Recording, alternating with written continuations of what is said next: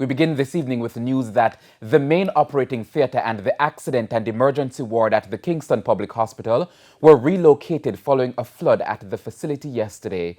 The Southeast Regional Health Authority, SARA, says the flooding was due to a malfunctioning valve which regulates the water pressure. Now, this resulted in excessive water pressure in the pipes.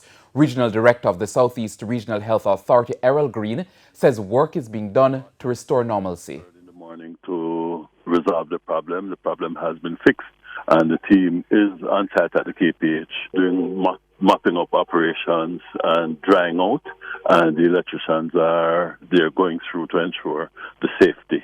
As of Saturday evening, accident and emergency was relocated to another area of the hospital. The services are not at 100%, but we're doing our best to deal with the situation. And we are working feverishly to dry up, to mop up, to swab to ensure that there's no mold growth or anything like that.